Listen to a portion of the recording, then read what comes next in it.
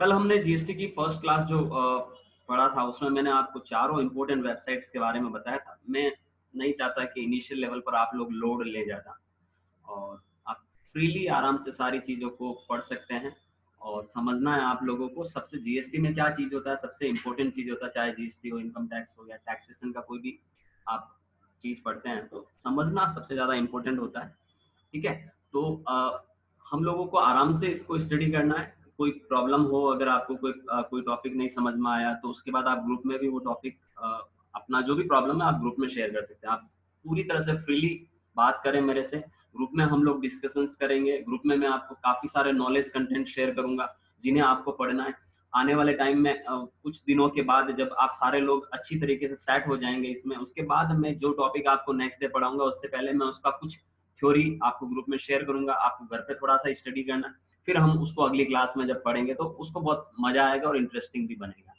आप अपना कोई भी क्वेश्चन, चाहे वो जीएसटी से रिलेटेड हो या कोई भी टॉपिक से रिलेटेड हो, आप मुझसे शेयर कर सकते हो। मेरा ग्रुप में नंबर भी है, आप लोग उसको भी सेव कर दें अरुण सर, और आप ग्रुप में शेयर करें ताकि सारे लोगों को फ़ायदा हो, राइट? तो आज हम लोग स्टार्ट करते हैं जीएसटी पोर्टल, और उसमें सबसे पहला जो हमारा हम लोग यहाँ पर टॉपिक पकड़ रहे हैं, तो हम लोग gst.gov.in, this is the official website of indirect tax system of government of India. gst.gov.in, इसे हम जीएसटी पोर्टल कहते हैं। कभी भी आपके सामने ये नाम आए कि जीएसटी पोर्टल क्या है, या व्यापारियों को जीएसटी के पोर्टल में प्रॉब्लम हो रही है, व्यापारी अपने टाइमली रिटर्न फाइल नहीं कर पा रहे हैं, जीएसटी पोर्टल हैंग हो गया है, जीएसटी पोर्टल पर सर्वर डाउन चल रहा है, तो आपको वहां कंफ्यूज नहीं होना है कि जीएसटी पोर्टल होता क्या है। जीएसटी पोर्टल यानी ये वेबसाइट जो आपके सामने खुली हुई है, जीएसटी की ऑफिशियल वेबसाइट, ठीक है, gst.gov.in। इसे पोर्टल इसलिए कहा गया है कि अपने आप में एक सॉफ्टवेयर है, ऑनलाइन सॉफ्टवेयर है, क्योंकि सारे के सारे इंडिया में देखिए करोड़ों टैक्स पेयर है। करोड़ों टैक्स पेयर को गवर्नमेंट ने अपनी एक आईडी, लॉगिन आईडी और पासवर्ड दिया था। आप सोच सकते हैं कितना डेटाबेस इसके यहाँ पर अवेलेबल है। अब जैसे जैसे टाइम निकलता जाएगा, अभी 3 साल हुआ है जीएसटी को पूरा, धीरे धीरे ये टाइम और निकलता जाएगा, नंबर ऑफ स्टेट्स बढ़ते जाएंगे। ओके, और नंबर ऑफ स्टेट्स बढ़ने की वजह से क्या होगा,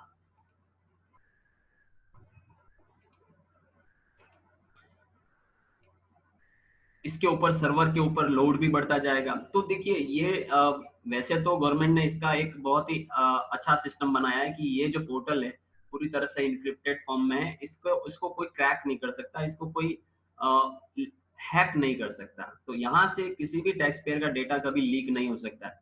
आपको ये भी बता दूं कि जो जीएसटीएन है उसने इसे डेवलप करवाया है। जीएसटीएन क्या होता है, कल भी बात किया था अपन ने, goods and services tax network. ये एक ऐसी कंपनी बनाई गई है जीएसटीएन। स्टार्टिंग में इसमें टोटल मिलाकर 24.5% स्टेट गवर्नमेंट का शेयर होल्डिंग था इस कंपनी के अंदर, और 24.5% सेंट्रल गवर्नमेंट का शेयर होल्डिंग था। तो टोटल मिलाकर 49% गवर्नमेंट का शेयर था जीएसटीएन के अंदर, जबकि 51% भारत के कुछ नेशनलाइज्ड बैंकों का इसमें शेयर था, जिसमें आईसीआईसी बैंक, आईडीबीआई बैंक, इस तरह के बैंकों का इसमें शेयर होल्डिंग था, स्टेक होल्डिंग था।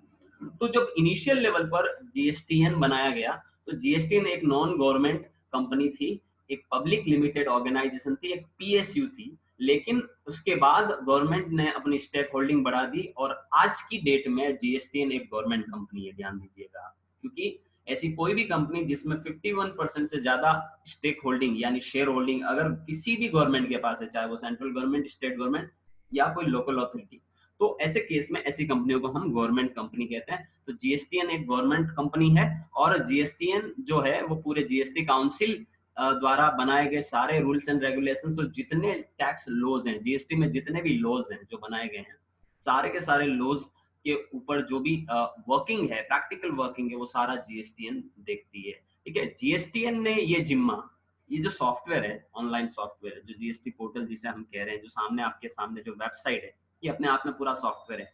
क्योंकि इसके अंदर जो फ्रंट एंड ऑपरेटिंग है, यानी इसके अंदर फ्रंट एंड ऑपरेटिंग जो है वो हम टैक्स पेयर को मिली है, यानी जो व्यापारी है, जो बिजनेसेस हैं, उनको इसके अंदर फ्रंट एंड ऑपरेटिंग मिला है, यानी आप लोग सारे अपनी आईडी से सारा काम कर सकते हैं।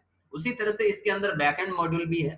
बैकएंड मॉड्यूल में जैसा हम लोग यहाँ पर हमारा काम कर पा रहे हैं, वैसा ही टैक्स डिपार्टमेंट को भी इसका बैक एंड मॉड्यूल मिला हुआ है। तो टैक्स डिपार्टमेंट भी सारा का सारा आपका वर्किंग यहाँ से बैक एंड मॉड्यूल से पूरा वर्किंग देखते हैं। अगर वो कोई नोटिस भेज रहे हैं, आपको कोई डिमांड जनरेट कर रहे हैं, तो उनके पास भी इसका एक्सेस है।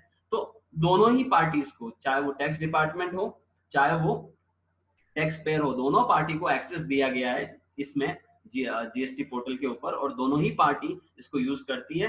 टैक्स डिपार्टमेंट भी यूज करता है और टैक्स पेयर भी इसको यूज करता है। तो ये एक ऑनलाइन सॉफ्टवेयर आप कह सकते हैं, और एक बहुत बड़े लेवल का, लार्ज लेवल पर डेटा स्पेस है इसमें। ओके, क्लाउड बेसिस पर डेटा स्पेस है इसमें, और पूरी तरह से इनक्रिप्टेड डेटा है, यानी पूरी तरह से सिक्योर डेटा है इसमें। डेटा को मतलब कोई हैक नहीं कर सकता, या कहीं से कोई डेटा लीक नहीं हो सकता, राइट। ये जो जीएसटी पोर्टल है, इसको डेवलप किया है इन्फोसिस ने। आपने नाम सुना होगा, इंडिया की टॉप मोस्ट कंपनियों में आती है, आईटी कंपनियों में आती है इन्फोसिस। इन्फोसिस ने बनाया है जीएसटी पोर्टल। तो जो ये सॉफ्टवेयर है, ये जो पूरा ऑनलाइन जो आपके सामने पोर्टल ओपन हो रहा है, जो मैंने ओपन कर रखा है, इसका पूरा डेवलपमेंट इन्फोसिस ने देखा है। और पहले 5 वर्षों तक, यानी फर्स्ट 5 ईयर तक, जीएसटी की एप्लीकेबिलिटी के पहले 5 वर्षों तक का पूरा कॉन्ट्रैक्ट जीएसटीएन के साथ इन्फोसिस ने किया है। यानी 5 सालों तक इसको अपडेट करना, इसमें कोई टेक्निकल एरर आती है, कोई टेक्निकल ग्लिचेस आते हैं, तो उसको रिमूव करना या इसको अपडेट करना, इसमें रेगुलर बेसिस पर अपडेशंस या कोई नए टॉपिक्स ऐड करना, तो ये सारी चीजें इन्फोसिस देख रहा है। तो जीएसटी पोर्टल की पूरी जिम्मेदारी, पूरा ऑपरेटिंग, पूरा मैनेजमेंट, पूरा एडमिनिस्ट्रेशन इन्फोसिस के हाथ में, ध्यान दीजिएगा, फर्स्ट 5 ईयर तक। उसके बाद गवर्नमेंट ये कॉन्ट्रैक्ट कंटिन्यू रखती है या किसी और कंपनी को देती है, वो बात की बात है। लेकिन राइट नाउ जीएसटी पोर्टल को ऑपरेट कौन कर रहा है? इन्फोसिस ऑपरेट कर रहा है। और जीएसटी पोर्टल जो है, ये एक सुविधा दी गई है ऑनलाइन सिस्टम के लिए, डिजिटल सिस्टम के लिए टैक्स पेयर को, और ये अपने आप में 100% डिजिटल सिस्टम पर आधारित टैक्स है जीएसटी। जीएसटी में मैनुअल कुछ नहीं होता, कोई भी फॉर्म नहीं होता है जिसे आपको मैनुअली किसी डिपार्टमेंट में जाके सबमिट करना है। कोई भी रिटर्न नहीं होता है जिसे आपको कहीं मैन्युअली किसी डिपार्टमेंट में जाके भरना है। कोई भी टैक्स का चालान आपको मैन्युअली पे करने के लिए किसी डिपार्टमेंट में नहीं जाना है, या किसी डिमांड या किसी नोटिस के अगेंस्ट में आपको किसी ऑफिसर से किसी भी डिपार्टमेंट में जाके नहीं मिलना है। जीएसटी अपने आप में पूरी तरह से डिपार्टमेंट लेस टैक्स सिस्टम है, टैक्स स्ट्रक्चर है, जिसको इंडियन गवर्नमेंट ने चूज किया है, राइट। भारत ने जीएसटी को कैनेडियन मॉडल से अडॉप्ट किया है। कनाडा में फेडरल गवर्नमेंट चलता है, और वहां के मॉडल से हम लोगों ने जीएसटी को अडॉप्ट किया है। इंडिया जो जीएसटी को लाने वाली कंट्रीज में 161 नंबर पर आती है, यानी 161वां देश है जिसने जीएसटी को इम्प्लीमेंट किया है, जीएसटी टैक्स सिस्टम को इम्प्लीमेंट किया है, गुड्स एंड सर्विसेज टैक्स को। ओके, भारत में जीएसटी को सबसे पहले जिसने सजेस्ट किया था वो थे श्री अटल बिहारी वाजपेयी।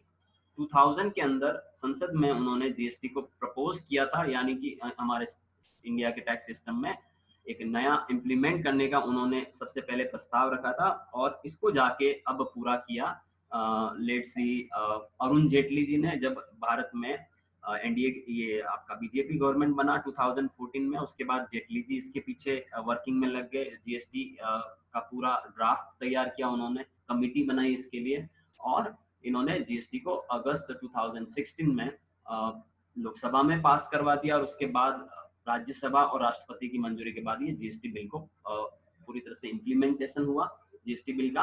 और जीएसटी बिल पास होने के बाद उन्होंने पूरा का पूरा ये जो जीएसटी का आपके सामने जो पोर्टल दिख रहा है, सारे के सारे जीएसटी के लॉज, सारी चीजें, इन्होंने जीएसटी काउंसिल गठन किया। जीएसटी काउंसिल के गठन के बाद जीएसटी काउंसिल ने टाइम टू टाइम मीटिंग्स रखते हुए ये सारे के सारे जीएसटी के जो लॉज हैं उनको इम्प्लीमेंट किया, और जीएसटी को जो कि अप्रैल 2017 में ही इंट्रोड्यूस होना था इंडिया में, लेकिन उनकी प्रॉपर तैयारी नहीं होने की वजह से ये जुलाई 2017 में अप्लाई किया। 1 जुलाई 2017 इफेक्टिव डेट है जीएसटी इंडिया में इंप्लीमेंट होने की, ध्यान दीजिएगा। तो इंडिया में जीएसटी का जो इम्प्लीमेंटेशन है वो 1 जुलाई 2017 को हुआ।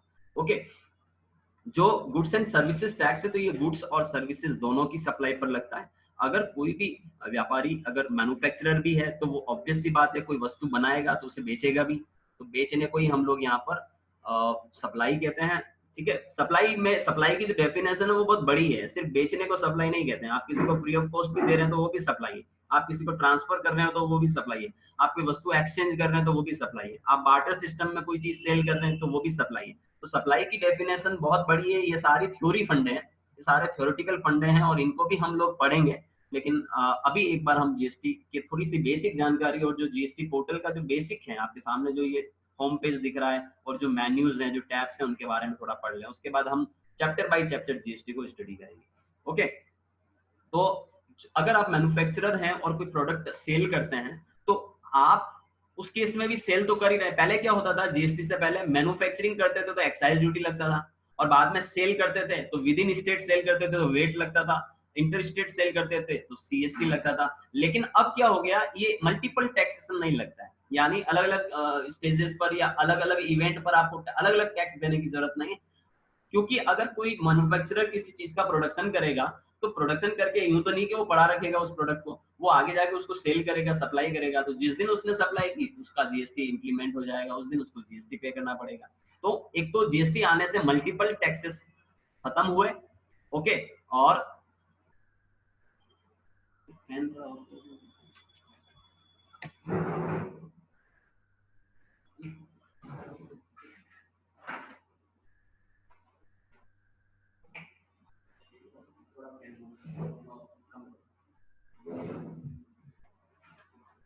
एक तो मल्टीपल टैक्सेस खत्म हो गए, तो अलग अलग स्टेजेस पे आपको अलग अलग टैक्सेस नहीं देने पड़ते हैं। दूसरा, जीएसटी का जो बेनिफिट हुआ वो कास्केडिंग इफेक्ट खत्म हो गया, यानी टैक्स के ऊपर टैक्स लगता था वो अब नहीं लगता, क्योंकि जीएसटी पे कभी जीएसटी नहीं लगता है।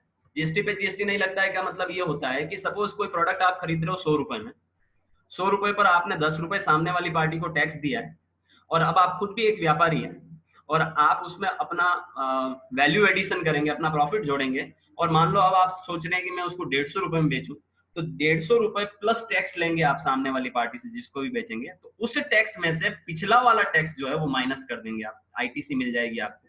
ऐसे केस में कभी भी जो आपने इनपुट इनवर्ड सप्लाई पर, यानी जो खरीदते वक्त जो टैक्स दिया है उस टैक्स को कभी भी आप वैल्यू में ऐड नहीं करते, इस वजह से उसके ऊपर दोबारा जब सेल करते वक्त टैक्स नहीं लगता है।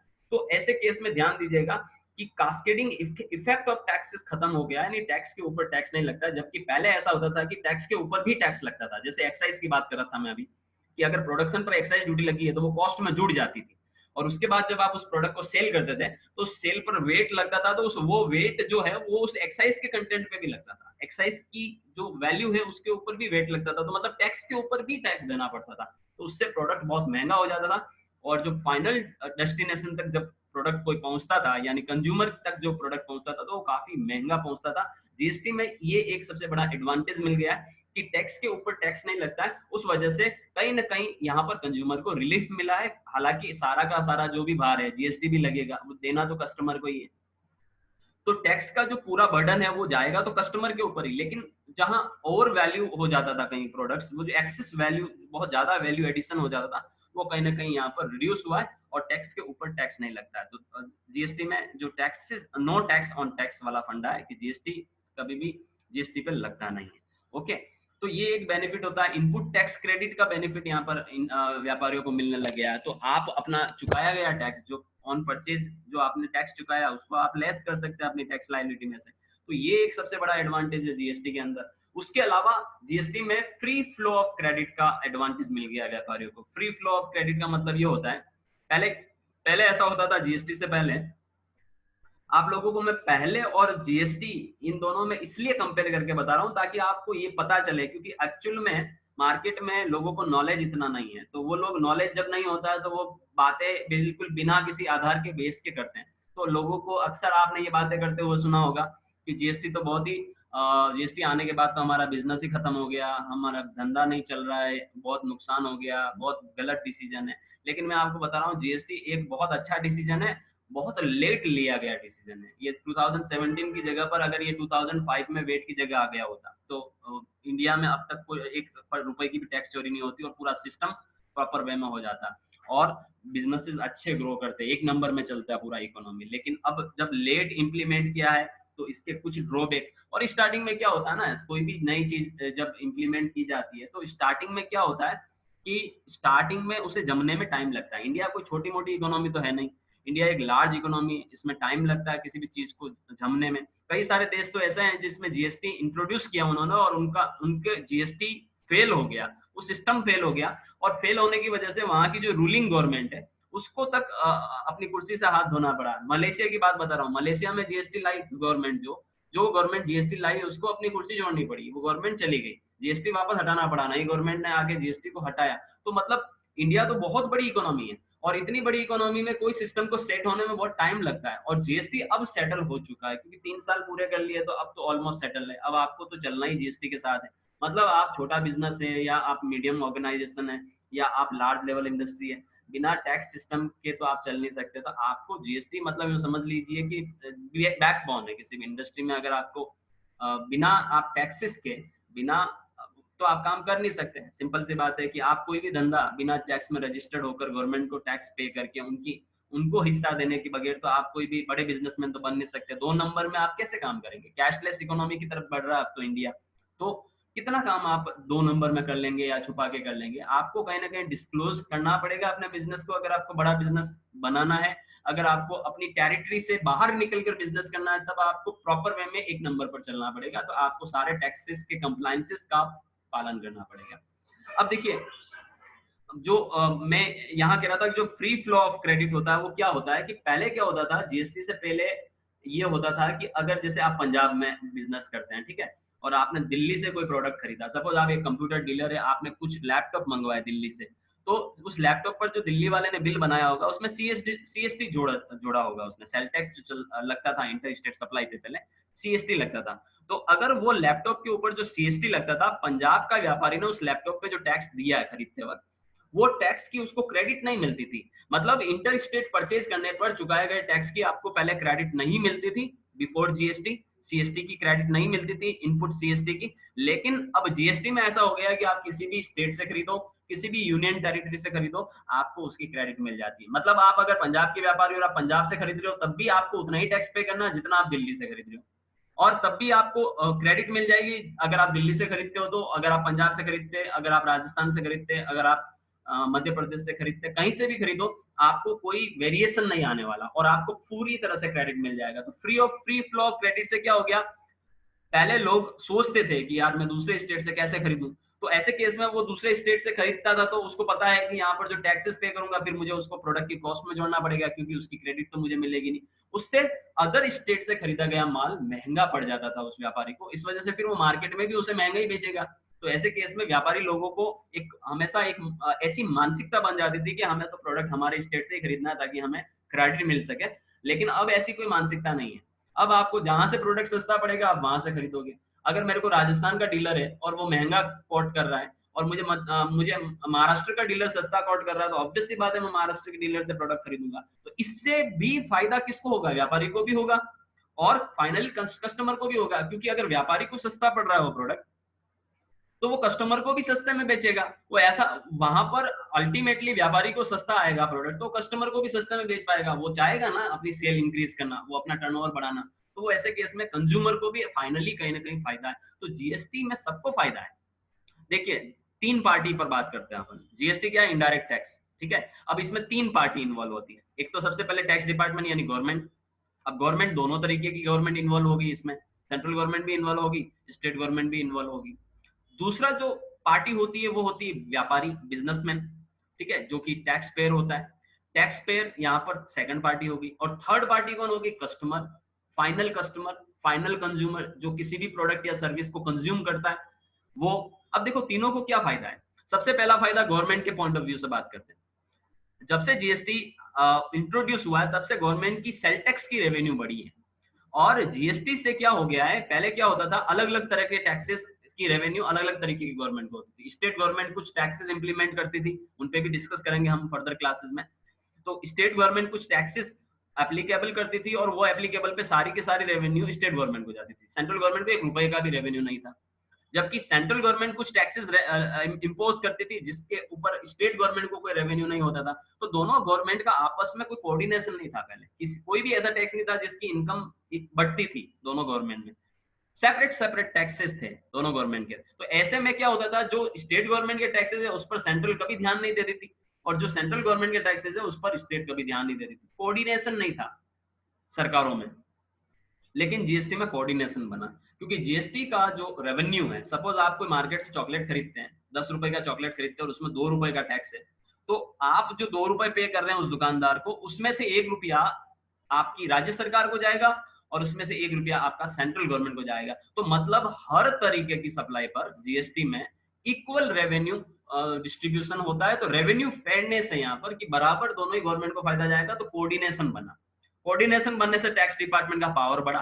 पहले जो स्टेट गवर्नमेंट स्टेट ऑफिसर्स थे, स्टेट सेल टैक्स ऑफिसर थे, आज की तारीख में वो जीएसटी ऑफिसर है। पहले जो सेंट्रल ऑफिसर्स थे, टैक्स ऑफिसर्स थे, वो आज की तारीख में जीएसटी ऑफिसर है। तो कुल मिलाकर ताकत बढ़ गई टैक्स डिपार्टमेंट।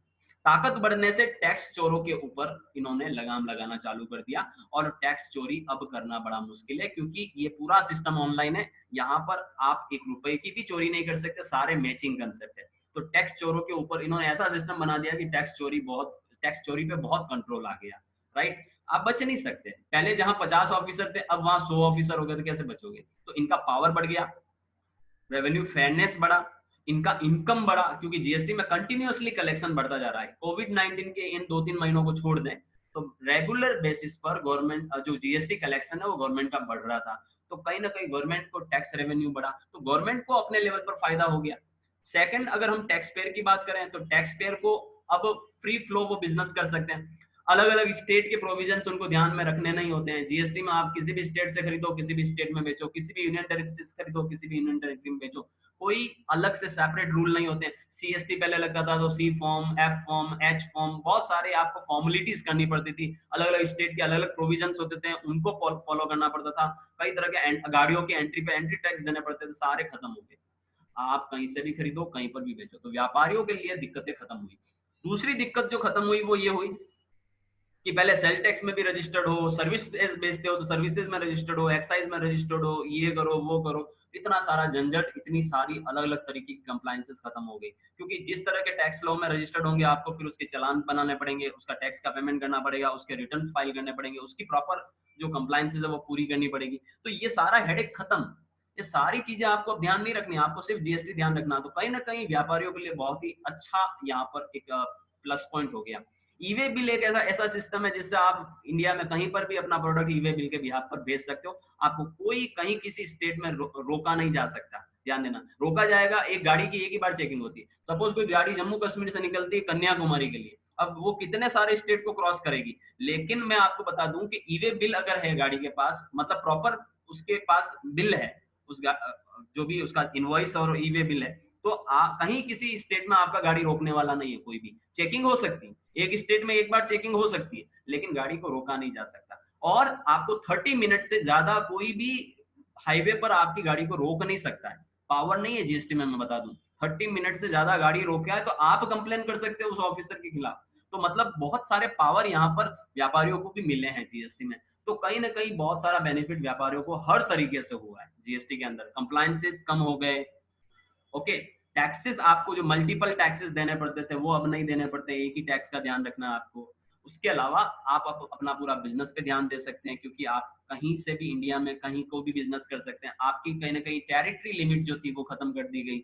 आपको पूरा क्रेडिट मिलता है, गुड्स का भी, सर्विसेज का भी, कैपिटल गुड्स का भी। तो अगर मार्केट से आप कोई भी चीज खरीदते हैं, चाहे वो गुड्स हो, चाहे वो सर्विसेज खरीद रहे हैं, यानी कोई खर्चे का पेमेंट किया आपने, चाहे आपने कोई कैपिटल गुड्स खरीदा, आपको उसकी क्रेडिट मिल जाती है। अब जैसे एक एग्जांपल और बताता हूँ। मान लो मेरा शॉप है, ठीक है, मैं कंप्यूटर डीलर हूँ और मैंने मेरी शॉप में एक एसी इंस्टॉल करवाया। तो एयर कंडीशनर तो मैंने एज अ एसेट खरीदा है, ठीक है, लेकिन मैं एसी वाले से जो बिल लूंगा अपनी दुकान के नाम से बिल लूंगा, ठीक है। उस बिल में मान लो जितना भी टैक्सेस होगा वो टैक्सेस की मुझे मेरी लाइबिलिटी में से माइनस हो जाएगा। तो ये एक बेनिफिट ही तो हुआ आपको, कि जो एसी आपको मान लो मार्केट से 45,000 रुपए में पड़ रहा है और 45 में अगर आपने 9,000 का टैक्स पे कर रखा है, तो वो 9,000 तो आपको अपनी टैक्स लाइबिलिटी माइनस करने को मिल जाएगी।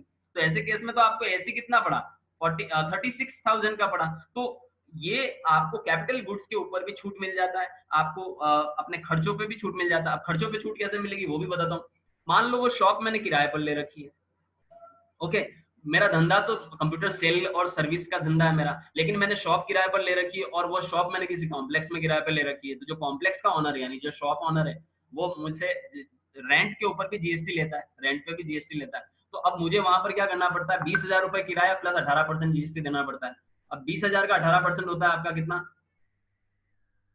3600 रुपीज। तो 3600 रुपीज मुझे यहाँ पर अलग से देना पड़ता है। तो टोटल मिलाकर मुझे जो किराया देना पड़ रहा है वो 23,600 रुपए किराया देना पड़ रहा है। तो 3600 रुपए जो मैं उसके ऊपर जीएसटी दे रहा हूँ, वो 3600 रुपीज का मुझे इनपुट मिल जाता है, आईटीसी मिल जाता है। तो ऐसे में मेरे को जो 23,600 रुपए किराया भर रहा हूँ मैं मेरे लैंडलॉर्ड को, उसमें से मुझे 3600 रुपए तो मेरी टैक्स लाइबिलिटी में से माइनस करने को मिल जाता है। तो ये जो बेनिफिट है, ये बेनिफिट आपको जीएसटी में मिल जाते हैं, क्रेडिट के बेनिफिट मिल जाते हैं, आईटीसी के बेनिफिट मिल जाते हैं, जो नॉर्मली ये बेनिफिट्स पहले प्रायर टैक्स सिस्टम्स में नहीं मिला करते थे। तो ये एक एडवांटेजेस हो गया व्यापारियों के लिए। अब अगर हम कंज्यूमर के पॉइंट ऑफ व्यू से बात करें तो कस्टमर को तो बहुत फायदे हुए। एक तो जो कस्टमर को प्रोडक्ट जितना महंगा जाता था, मर्जी आए जितना टैक्सेस बीच में जोड़ दिया जाता था या जो वैल्यू एडिशन कर दिए जाते थे, वो सारे के सारे अब आप कस्टमर को फायदा हुआ है, क्योंकि अब टैक्स के ऊपर टैक्स नहीं लगने से कहीं ना कहीं कस्टमर को प्रोडक्ट सस्ता जाने लगा है।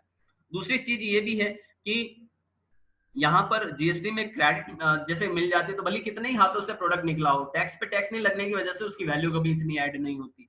कस्टमर अगर थोड़ा अवेयर है, थोड़ा सा कंज्यूमर अगर नॉलेजेबल है, तो वो कभी भी किसी भी व्यापारी से कोई प्रोडक्ट खरीदता है तो वो ये भी चेक कर सकता है कि ये बंदा मुझसे टैक्स लेने के लिए एलिजिबल है या नहीं है। यानी अगर रजिस्टर्ड नहीं है या कंपोजिशन स्कीम ले रखा है जीएसटी में, तो आप टैक्स ले नहीं सकते कस्टमर से। तो ऐसे में कंज्यूमर थोड़ा सा अगर नॉलेजेबल है और थोड़ा सा उसको जीएसटी का नॉलेज है, तो वो कहीं ना कहीं खुद को ठगने से बचा सकता है। जैसे कि कई सारे व्यापारी लोग क्या करते हैं, टैक्स के नाम से डराते हैं। आप लोगों के साथ भी ऐसा हुआ होगा कि आप किसी प्रोडक्ट को खरीदने के लिए, सपोज कोई जूते खरीदने के लिए या कपड़े खरीदने के लिए आप किसी शॉप में गए या मोबाइल फोन खरीदने के लिए शॉप में गए, तो व्यापारी लोग क्या बोलते हैं, सबसे पहले आपने बोला कि भैया इसमें कोई डिस्काउंट दे दो, तो वो क्या बोलता है कि यार मैडम या सर मेरे तो ऑलरेडी जीएसटी की वजह से बहुत महंगा आ रहा है।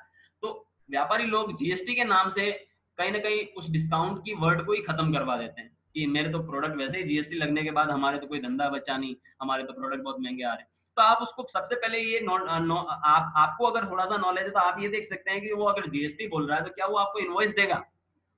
क्या आप कोई शर्ट या पैंट खरीदने जाते हैं या आप अपना कोई ड्रेस या कोई जूते खरीदने जाते हैं तो आपको बिल दिया जाता है। अगर वो इनवॉइस दे रहा है और वो इनवॉइस टैक्स इनवॉइस है, उसने बकायदा उसमें उसका जीएसटी नंबर लिखा हुआ है और उसको टैक्स ले रहा है, तो ऑब्वियस सी बात है कि वो आपसे जो टैक्स ले रहा है वो गवर्नमेंट को पे करेगा। लेकिन उस केस में वो जीएसटी की वजह से गुड्स महंगा हो गया ऐसा बोल नहीं सकता, क्योंकि वो जूते उसने मैन्युफैक्चरर से खरीदे होंगे या वो कपड़े आगे जिससे भी खरीदे होंगे व्यापारी ने व्यापारी से ही खरीदे होंगे। तो ऐसे केस में उसको क्रेडिट तो मिल रही है, तो फिर वो जीएसटी का नाम क्यों ले रहा है, सबसे बड़ी बात। ठीक है, यानी जीएसटी से कोई नुकसान नहीं है। अगर वो रजिस्टर्ड है तो उसको फायदा है, और अगर वो अनरजिस्टर्ड भी है, सुनना मेरी बात, तो फिर वो जीएसटी के नाम से आपको डरा नहीं सकता, क्योंकि वो जीएसटी तो आपसे ले नहीं सकता प्रोडक्ट के ऊपर। अब वो अगर कई बार ऐसा भी होता है, लोग अनएथिकल प्रैक्टिस भी करते हैं कि रजिस्टर्ड नहीं है तो भी आपसे टैक्स के नाम से पैसे ले लें। तो ऐसे केस में आपको हमेशा ध्यान रखना कि अगर आप कोई भी मार्केट से चीज खरीदते हैं और आपसे अगर टैक्सेस लिया जा रहा है तो आप इनवॉइस जरूर लें, टैक्स इनवॉइस। और यहाँ पर जीएसटी पोर्टल पर उसका जो जीएसटी नंबर उसमें मेंशन है, उससे आप उसे सर्च कर सकते हैं कि ये वास्तव में रजिस्टर्ड है कि नहीं है या इसके पास कौन सी स्कीम है। तो आप फट से उसको पकड़ सकते हैं। अगर किसी ने आपके साथ फ्रॉड किया तो पकड़ में आ जाएगा, क्योंकि अगर वो जीएसटी में रजिस्टर्ड नहीं है और उसने आपसे टैक्स ले लिया और आपके पास उसका बिल आ गया, तो आप उसको फंसा सकते हैं। फंसा सकते हैं का मतलब है कि आप उसके खिलाफ कंप्लेन कर सकते हैं। ओके, और अगर वो रजिस्टर्ड है और कंपोजिशन स्कीम है, तब भी आपसे वो टैक्स नहीं ले सकता, तब भी आप उसके खिलाफ कंप्लेन कर सकते हैं, ग्रीवेंसेस दर्ज करा सकते हैं यहाँ पर पोर्टल पे। ये सारी चीजें मैं आपको सिखाऊंगा ताकि आपके साथ कभी कोई भी जीएसटी के नाम से किसी तरह का फ्रॉड ना कर सके। ठीक है, तो ये थोड़ा सा बेसिक नॉलेज था जो मैंने आपको यहाँ पर दिया है जीएसटी के बारे में। थोड़ा सा अपन लोग यहाँ पर डिस्कस करते हैं। तो मैं यहाँ पर शेयरिंग स्टॉप कर रहा हूँ, आप लोगों को अनम्यूट कर रहा हूँ।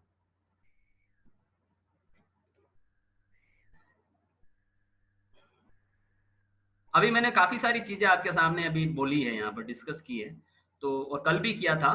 तो थोड़ा हर क्लास के बाद हम थोड़ा थोड़ा डिस्कशन करेंगे, तो आप मुझे कुछ भी पूछ सकते हैं। अभी मैंने आप सारे लोगों को अनम्यूट कर रखा है, आप प्लीज कुछ आपके दिमाग में चल रहा है, कुछ पूछना है, या कोई आपको इंसिडेंट या कोई भी आपके दिमाग में आ रही है कि यार ये चीज मुझे पूछनी चाहिए, पूछिए, क्योंकि वो आपका ही क्लियर नहीं होगा, सारे लोगों का होगा साथ साथ में।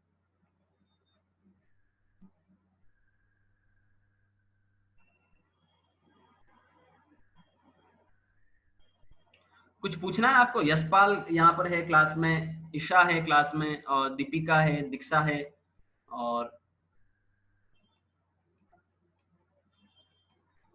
कोमल है, नरेश है, खुशी है, तो नेहा जी है, राजकुमार, श्रेया, कोई डाउट? विशिका? सर मेरा एक क्वेश्चन है। यस। जी सर, मेरे को ये पूछना था कि जब एक अनरजिस्टर्ड बिजनेसमैन रजिस्टर्ड मैन्युफैक्चरर से मतलब सामान लेता है तो वो क्या इनपुट टैक्स क्रेडिट ले सकता है? अगर कोई अनरजिस्टर्ड पर्सन जी किसी रजिस्टर्ड पर्सन से प्रोडक्ट खरीदता है, राइट? जी जैसे कि एक छोटा शॉपकीपर है, जैसे गाँव में वगैरह जी होते जी हैं, जी छोटे जी शॉपकीपर है, उनका इतना टर्नओवर नहीं होता है, वो जीएसटी में रजिस्टर्ड नहीं होते हैं। एग्जैक्टली जी। लेकिन वो लोग अपना जो भी प्रोडक्ट है वो बड़े व्यापारियों से ही लेके आते होंगे, या तो डिस्ट्रीब्यूटर से लेके हाँ आते जी होंगे या होलसेलर से लेके आते होंगे। जी जी जी जी। वो डिस्ट्रीब्यूटर या होलसेलर तो उनको पक्का बिल ही बनाता होगा। पक्का बिल का मतलब होता है इनवॉइस, टैक्स इनवॉइस, ठीक है? सही में सही में। तो ऐसे केस में उन प्रोडक्ट पर वो सामने वाली पार्टी तो 100% टैक्स लेगी, क्योंकि सामने वाली पार्टी के लिए तो वो सेल है, आउटवर्ड सप्लाई है, टैक्स लेना ही है उसको, क्योंकि वो तो रजिस्टर्ड है। बिल्कुल बिल्कुल।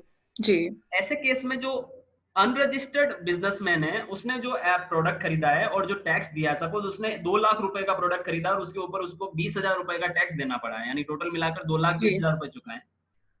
हम्म। 20,000 रुपए की आपको इनपुट नहीं मिल सकती, क्योंकि इनपुट सिर्फ रेगुलर टैक्स पेयर को मिलती है, जो जीएसटी में कौन सी स्कीम में हो, रेगुलर स्कीम में हो, यानी फर्स्ट ऑफ ऑल रजिस्टर्ड हो और उसके पास कौन सी जी स्कीम हो, रेगुलर स्कीम हो। वही पार्टी कॉम्पोजिशन ना हो। कंपोजिशन वाले को भी नहीं मिलती है। कंपोजिशन स्कीम में है तब भी आप इनपुट टैक्स क्रेडिट नहीं ले सकते, सिर्फ जी रेगुलर जी जी स्कीम जी। वालों को इनपुट टैक्स क्रेडिट मिलती है जीएसटी में।